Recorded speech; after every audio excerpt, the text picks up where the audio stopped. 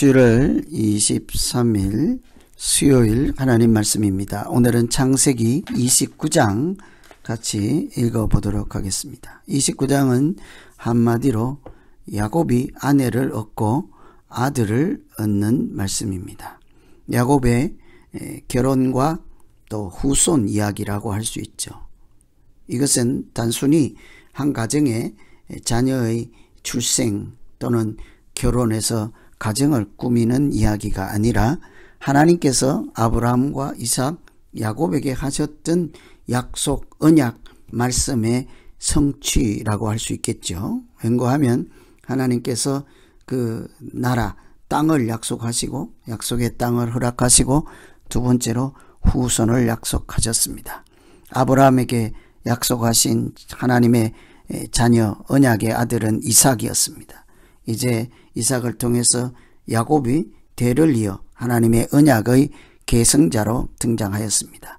이제 오늘 말씀은 야곱의 다음 세대로서 하나님이 약속하시고 성취하시고 주시는 그 믿음의 자손들이 백성, 하나님 나라의 백성이 누구인가를 보여주는 말씀이죠. 여러분 다 아시는 대로 이스라엘의 12지파는 이 야곱의 아들로 구성되지 않습니까? 그러니 오늘 이 말씀은 12지파의 탄생이라고도 볼 수 있는 거죠. 그래서 그들이 탄생하기 위해서 열국의 어머니가 되는 사라와 대를 이은 이삭, 리브가와 또 그 다음 세대의 며느리, 열국의 어머니 역할을 하는 야곱의 아내들 이야기라고 할 수 있겠습니다.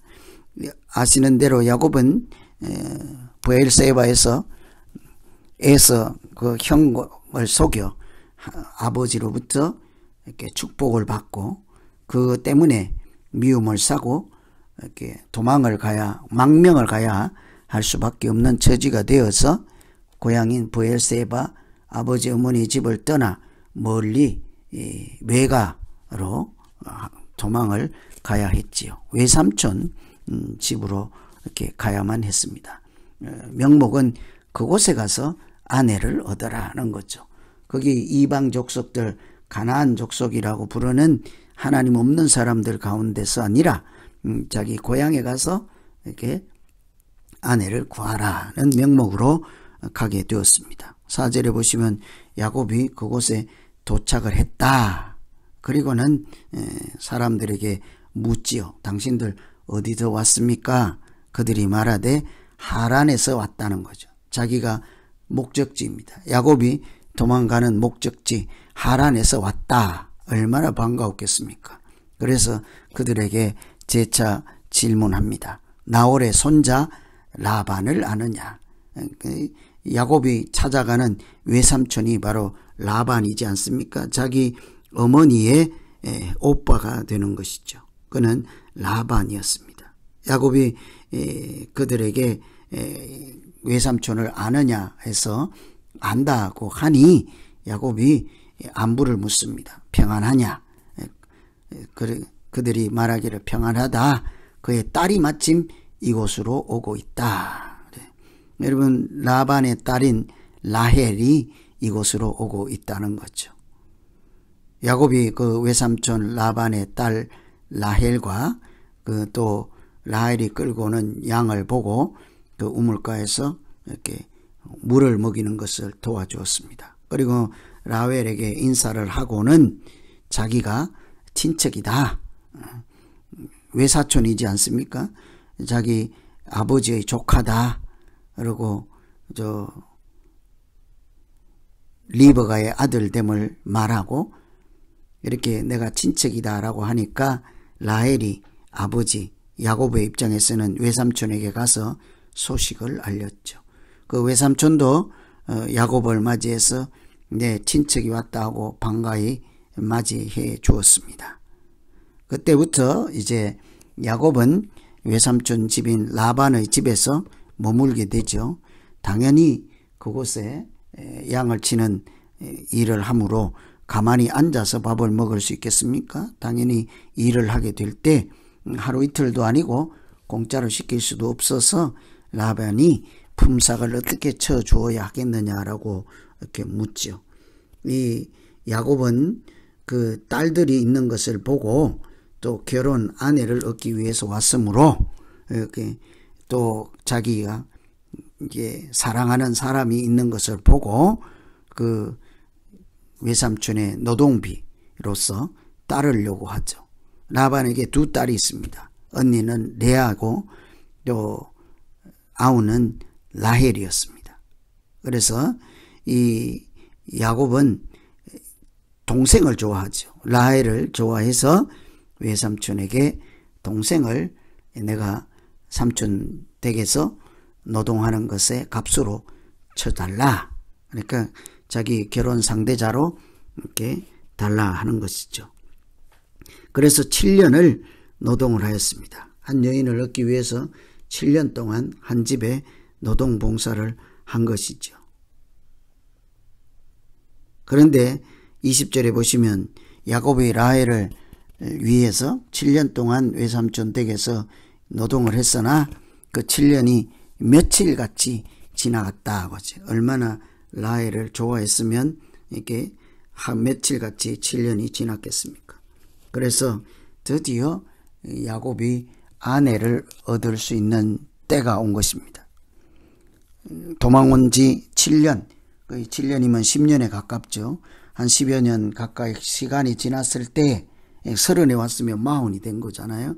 왔을 때 결혼할 수 있는 이제 때가 왔습니다. 자기가 도망와서 또 노동해서 또 마음에 드는 여자를 아내로 달라 이제 이렇게 된 건데, 항상 사람이 마음에 계획할지라도 그 걸음을 인도하시는 분은 하나님이라고 하지 않습니까? 그저 말로만 그런 것이 아니라 실제로 인생을 살아보면 누구나 그 말씀의 뜻을 공감하게 되지 않습니까? 이때 그 라반에게 언니와 동생 레아와 라헬이 있었죠. 그래서 이 라헬을 위해서 7년 동안 섬겨서 이제 때가 되었으니 결혼하게 해달라 하고 저녁에 이렇게 되어서 결혼식을 하게 되었는데, 외삼촌 라반은 웬일인지 야곱이 원하는 라헬이 아니라 레아를 야곱과 짝을 맺어주는 것입니다. 그리고는 여종을 붙여주어서 레아에게 시녀를 들게 했죠. 이 있을 수가 없는 일입니다. 야곱은 라헬을 아내로 달라 하였으나 실제로 결혼을 하고 보니 언니와 결혼이 되어 있는 것이죠. 그러니 이 참 사람 마음대로 되는 것이 아니죠. 그래서 따지고 물었습니다. 어떻게 나를 속일 수 있습니까? 했더니 이 지역에서는 동생을 언니보다 먼저 시집 보내는 일이 없다. 어쩔 수가 없다. 이렇게 한 것이죠. 여러분 참 아이러니하지 않습니까? 야곱은 형을 속이고 하나님의 복을 아버지로부터 받았습니다. 속이는 사람이었습니다. 또 장자권도 속여서 빼앗지 않습니까? 그런데 지금 와서는 어떻게 해요? 자기가 이렇게 두 눈 뜨고 이렇게 멀쩡히 이렇게 속임을 당하는 사람이 되었죠. 이런 것을 보며 사람이 사는 것이 무엇인지를 깊이 생각할 수가 있습니다. 이게 항상 속이는 자로만 살 수가 없는 거죠. 사람이 무엇이든지 계획할지라도 사실은 하나님이 뒤에서 섭리하고 역사하시고 인도해 주는 대로 살아가는 것이죠. 살아지는 것이죠. 그래서 이 억울해도 할 수가 없는 것입니다. 이렇게 야곱은 첫 딸인 언니인 레아와 결혼을 해서 항의를 하였으나 이미 지난 일입니다. 그러나 다행인 것은 라반이 제안을 하죠. 동생도 줄 테니 7일을 채우라. 그러면 라헬도 주겠다. 한 사람과 결혼하러 왔는데 아내를 졸지에 2명이나 얻게 된 것이죠. 이것은 뭐 오늘날 문화와 비교해서 이런 일이 있나 하겠지만 당시 시대적 정황으로서 있을 수 있는 일이겠죠. 그래서 이 야곱이 다시 7일을 채워서 동생인 라헬을 얻게 되었습니다. 그러나 노동비는 똑같이 7년을 채워야 하는 것이죠. 그래서 다시 7년을 채웠습니다. 자기가 사랑하는 여인을 얻기 위해서 무려 14년 동안 종살이를 해야 되는 것이죠. 참 사랑이 무엇인지를 생각할 수도 있겠습니다. 자기가 얻고자 하는 여인을 얻기 위해서 14년이라면 적지 않은 세월이지요. 그런데 이런 꼬이고 속고 속임을 당하는 이런 이야기 가운데 우리가 잘 몰라서 그렇지 무엇이 있겠습니까? 하나님의 섭리와 역사하심이 있다 없다, 여러분 어떻게 생각하십니까? 반드시 있을 것입니다. 그 뒤에 이렇게 결혼을 하고 나서 보니까 아무래도 야곱은 라헬에게 마음이 있지 않겠습니까? 결혼을 먼저 한 언니인 레아 입장에서 보면 소외를 당하기가 쉽겠지요. 이 사실은 하나님도 보고 계셨습니다. 31절에 그래서 보면 여호와께서 레아가 사랑받지 못함을 보시고 그의 태를 열어주었으나 라헬은 자녀가 없더라. 참 세상에 또 이런 일이 어디 있습니까? 사랑을 받는 사람은 자녀가 없고 사랑을 받지 못하는 사람에게는 자녀가 있고, 이런 것은 참 하나님이 어떻게 보면 공평하신 하나님인 거죠. 사랑도 받고 그 집에만 자녀가 있고 사랑도 못 받고 자녀가 없다 하면 얼마나 더 레아 입장에서 이렇게 힘들겠습니까? 하나님은 사랑받지 못하는 사람에게 오히려 아들을 허락해 주시고 사랑받는 자에게는 그 사랑이 족하다 하고 태의 문을 열어주시지 않았습니다. 더구나 이런 모든 것 가운데 이 29장 중에 야곱의 아내와 아들들 중에 하나님 이름이 직접 등장하는 것은 31절이잖아요. 여호와께서 레아 사랑받지 못함을 보시고 태를 여시고 라헬은 자녀가 없다, 태를 열지 않으셨다. 이들이 이렇게 속이고 속고 이렇게 좀 이상한 일 같지만 이 결혼하는 과정 가운데 하나님이 보고 계시고 간섭하시고 이끌어 가신다 하는 힌트를 31절에서 얻을 수 있지 않겠습니까? 이 야곱이 결혼하는 것이 하나님과 무관하지 않다 하는 것을 우리가 눈여겨보아야 하겠습니다. 하나님께서 약속하신 대로 그 수많은 이렇게 자손들을 허락하시고 땅을 주시고 하나님 나라를 약속하셨던 아브라함, 이삭, 야곱의 언약을 하나님의 언약을 이 아브라함 때 이삭이라를 통해서 또 이삭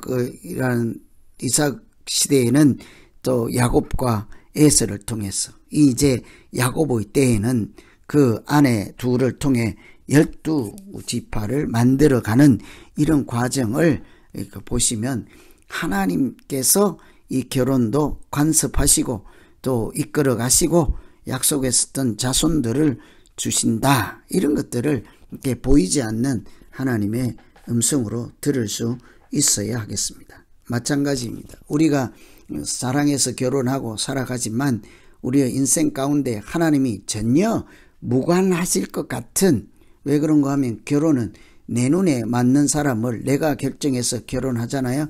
하나님이 뭐 정하시고 어떻게 하시고 그런 것이 있겠습니까? 그럼에도 불구하고 큰 틀에서는 하나님의 인도하심, 하나님의 간섭하심, 이런 것이 있다는 사실을 우리가 간과하지 말아야 하겠습니다. 이렇게 해서 야곱이 이제 하나님의 역사 가운데 하나님의 자녀 백성들을 만들어갈 이렇게 통로로 쓰임받는 두 아내를 통해서 12지파를 이렇게 생산하는 그런 말씀이 오늘 말씀 후반부에 계속되고 있지요. 32절에 레아가 임신해서 아들을 낳고 첫 번째 아들을 르우벤이라 하였습니다. 하나님이 괴로움을 돌보셨다. 레아는 결혼을 하고서도 괴롭죠. 남편이 동생만 이뻐하고 다른 아내 동생만 이뻐하고 자기를 사랑하지 않으니까 얼마나 원통하겠습니까? 그래서 이름만 결혼이겠죠. 그런데 하나님께서 그에게 태를 열어주시고 아들로 인하여서 위로를 받게 하였습니다. 괴로움을 잊어버리게 하였습니다. 그러니까 이 아들 때문에 남편이 나를 사랑해 주겠다, 이런 얘기들을 하잖아요. 첫 번째 아들 르우벤입니다. 두 번째 아들을 임신해서 그 이름을 시몬이라고 하였습니다. 하나님께서 내가 사랑받지 못함을 들으시고 아들을 주셨다는 거예요. 내가 사랑받지 못함을 들으셨다. 시몬입니다. 셋째 아들은 낳고 그 이름을 레위라 하였습니다.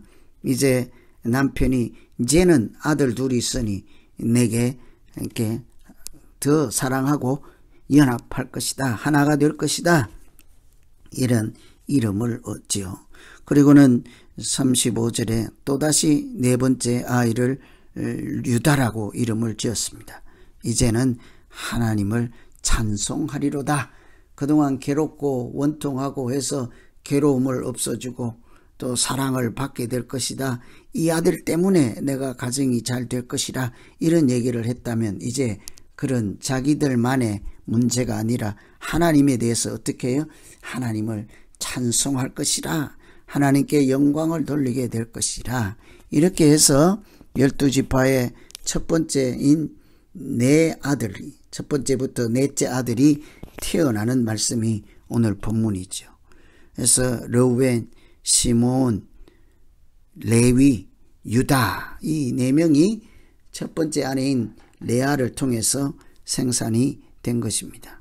여러분, 오늘 이 말씀은 단순히 한 사람의 결혼과 또 자녀들의 출생, 이것은 세상 가정의 그런 일이 아니라 하나님의 말씀의 성취 과정이라고 볼 수 있습니다. 하나님이 그 자녀를 태를 열어주시고 닫고 하시는 분이 하나님이시잖아요. 하나님께서 상급으로 그 자녀를 주신다 하지 않습니까? 생명을 만들고 또 생명을 취하고, 이 생명 자체는 하나님 손에 달린 것이지 않겠습니까? 오늘날 여러 이상한 사람들이 이것도 가정이다 저것도 가정이다 하지만 사실은 생육하고 번성하고 충만하는 본질적인 그 결혼의 그 기능과 역할이 잘 수행되지 않는다면 가정이라고 할 수가 없는 것이죠. 그래서 오늘은 하나님께서 약속하셨던 그 하나님 나라의 백성들을 허락해 주시고 또 출생하게 하시고, 이제 그들 가운데 하나님 나라를 세워가는 첫 출발, 이렇게 이야기라고 할 수 있겠습니다. 이런 것을 보시고 우리 자신들도 일상에서 결혼하고 먹고 살고 이런 일상 가운데서 보이지 않는 하나님의 손이 역사하시고 작용이 있다 하는 것을 한 번 더 기억하시고, 이 땅에서 살아가는 우리의 인생이 하나님과 무관하지 않다 하는 믿음으로 살아가기를 소망합니다. 그때마다 하나님의 위로도 얻으시고 하나님의 이렇게 영광도 돌릴 수 있는 우리의 믿음 생활이 되기를 기원합니다. 기도하겠습니다. 하나님 아버지, 오늘 창세기 29장 야곱의 결혼과 첫 번째 내 아들을 얻는 말씀을 살펴보았습니다. 자연스럽게 아내를 얻고 아들이 출생하는 것 같지만 보이지 않는 하나님의 큰 틀 속에서 하나씩 하나씩 말씀이 성취되어가는 과정인 것을 보며 우리가 먹고 마시든 무엇을 하든지 항상 먼저 그의 나라와 의를 구하며 살아갈 수 있는 믿음이 되게 하여 주시옵소서. 하나님과 전혀 무관한 일 같지만 그 우리가 알지 못하는 사이에 하나님이 보고 계시고 하나님이 간섭하시고 하나님께서 인도하신다는 사실을 이렇게 기억하며 믿음으로 사는 우리 모두 되게 하여 주시옵소서. 예수님 이름으로 기도하옵나이다. 아멘.